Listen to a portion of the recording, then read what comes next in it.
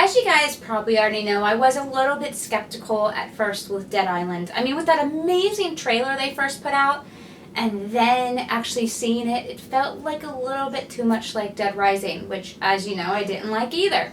But after getting my hands on the full game, I gotta say I was completely wrong. Dead Island is a lot of fun. Probably one of the best things about Dead Island is definitely the atmosphere. When I say atmosphere, I also, of course, mean the environments. The environments are very beautiful, and not just the beach island area, but also when you get to a little bit more of the grimy and run-down city that's actually part of the game. It just feels run down. It's not that it just looks run down, it feels run down. And that's part of atmosphere, which is very important for me in a game. It's got to be the atmosphere, and the overall feeling that each area has in Dead Island is pretty spot on. Now that being said, yes, the NPCs are very generic. And yes, every female in the game is in a bikini, and there's probably only 3 different bikinis sold on this island because it doesn't look like there's much variety. But you know what? That's okay. That doesn't really bother me. But let's start at the beginning. So you pick from 4 different characters. All 4 different characters have a different specialty of what they're specializing in, whether it's melee combat or sharp weapons or blunt weapons or firearms. No matter which character you pick, though, you're going to be relying mostly on hand-to-hand melee combat. So I suggest picking a melee-heavy character. But that goes down to one of the downfalls of Dead Island, is the combat is really frustrating. It's annoying. It's maddening. It's not good at all. You really are going to have to get used to it, but even when you're at the very end and you have taken the whole game to get used to the melee combat, it's still going to piss you off. And the fact that there's really not a lot of ammo anywhere, you're not going to be able to stick to guns very easily. Even though you will be stuck doing a lot of melee combat no matter which character you pick, there are tons of different weapon options, and where it gets a little bit kind of like Dead Rising are these upgrade tables where your weapons will run out of durability the more you use them, which is a huge pain in the ass.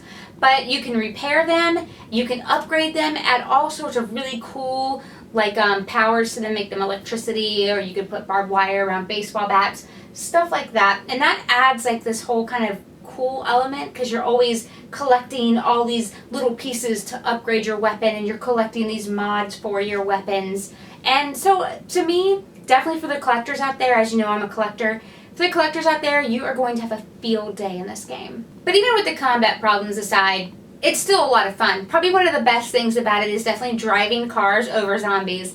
That's so gratifying. One of the other downfalls a lot of people are having issues with is the story. Yeah, the story sucks. There's really not much going on in the story at all. You're trying to survive a zombie outbreak. We get it. But actually, you're trying to find a guy who actually helped you, who you've only talked to over the radio. Now, he's off somewhere else, and you have to try to find a way to get to him so that you can get off the island. Basically, every other survivor on the island, they're all idiots. None of them can do anything for themselves, so it's all up to you to do everything for them. You're going to be getting them food, insulin, you're going to be going to see if any of their family members made it, and you're even going to be going on a hunt, risking your life, to get a full-grown woman her teddy bear. I wish there was an option just to put her out of misery right then and there, but there's not. Even when you're not doing the story-based missions, there is so much to explore. There are so many side missions and just little side quests and rewards and everything like that scattered everywhere. This game does open world really, really, really well. I never really found myself getting bored with Dead Island. I just kept having a lot of fun because if I got tied up in one mission that was really hard for me, I'd go run around and do some side missions, or I would just go exploring. I love exploring in video games, and Dead Island, like I said before, is great with exploring. One of the other downfalls, though, is Dead Island is played 4-player co-op or single player or 2-player, whatever, and it really punishes you if you're playing single player. I played mostly single player throughout my gameplay, and it was awful trying to play single player. At first it was great. The further you got into the game, the more it punished you for being single player. There were some missions where it was definitely designed to be more than one player. You would have to start a generator, which you would have to hold down the X button, I played on the 360, and hold it down for a certain amount of time to start the generator, but there's nobody having your back to get the zombies off of you. There are other times where you would have to do escort missions.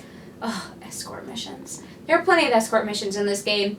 where it just would have been so much easier with that co-op partner. Even cutscenes talk to you as plural. They're always like, oh, you guys are awesome, or will you guys do this, or good job, guys. It's just me.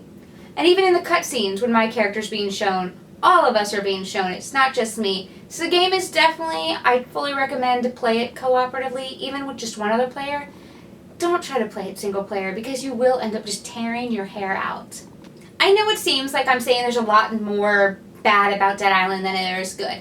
And yes, if you break it down probably by piece, there is more bad than good. But overall, the good outweigh the bad. The bad are just a bunch of little things. I know story is very important to some people, so this might not just be your game. But the gameplay aspect and the overall just everything you can do and getting immersed into the environments, Dead Island is definitely the goods way outweigh the bad. One of the bad things, though, which will hopefully be fixed, is this game should have been in development for at least a few more months because it is really, really buggy. There's save bugs, there's, AI bugs, right now I'm encountering a bug where there's 3 missions I can't do because the quest givers are invisible. I hit a bug last night where a character I had in an escort mission, we were supposed to jump down a ledge, wouldn't jump down the ledge. So I had to go for an hour to find a car, just to drive the car back and push them off the ledge. Yeah, it's really frustrating. The further you get into the game, the more buggy it's going to get. I haven't hit any that are game ending though. So fingers crossed. I hope I didn't just jinx myself. So yeah, overall I definitely gotta say Dead Island is worth getting in my opinion. I do think this is a $60 game. You know I don't say that a lot. How much fun I've had in this game, how many hours I've spent in this game. I've spent way many more hours than I expected from this game. And I still haven't felt bored or tired, and I don't think it's gotten repetitive on me yet. So yes, I do think this is a $60 game. And remember, don't try to play it single player throughout the whole game. It is so much more rewarding and so much more fun cooperatively. Play it co-op, and I'm looking for some more co-op partners, so if you guys get up into like your level 27-ishes, let me know in the comment sections, because I would love some help. So if you like zombies like I do, Dead Island does zombies right. Definitely check it out. Hopefully you'll like it, and that's it for my review. So, as always, thanks for watching, and I love you guys tons.